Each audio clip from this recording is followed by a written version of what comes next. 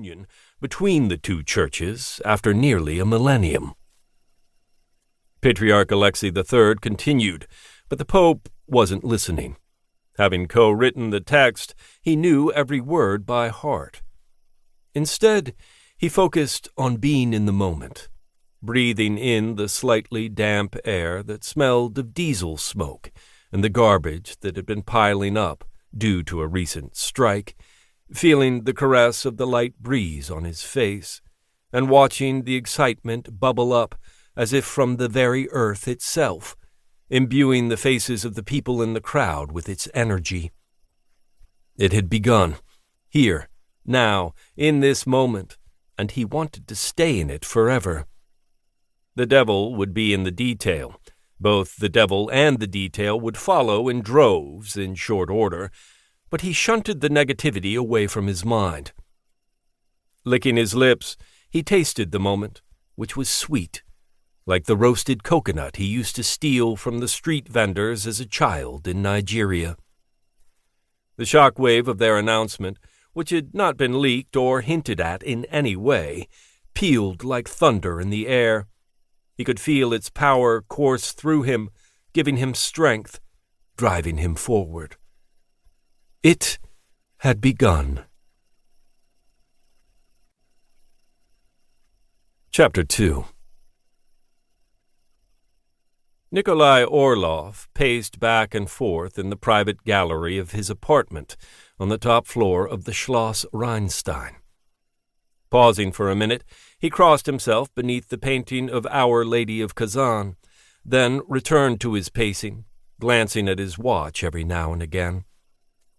Close to the top of the hour, he genuflected one last time in front of the icon of the Holy Protectress of Russia, the original, which had been stolen in 1904 and was thought to be lost forever, and passed into his spacious living room, closing and locking the door behind him.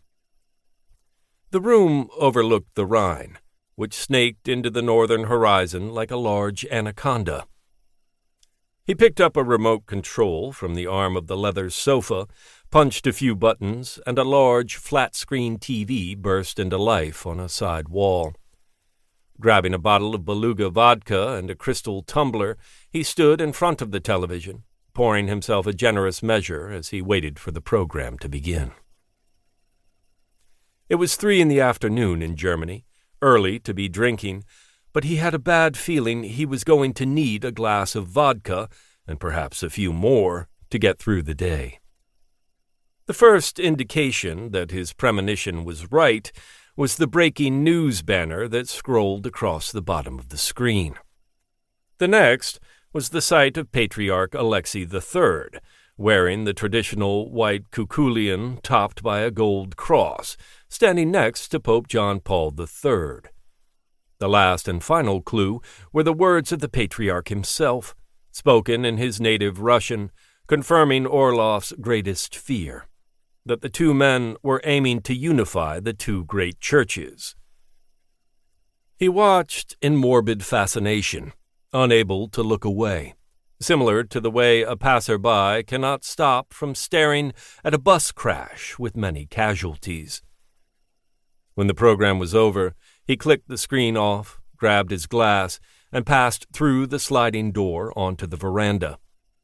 It was cloudy and cool, although Orlov, who had been born in St. Petersburg and often swam in the Baltic until October, didn't bother bringing his jacket.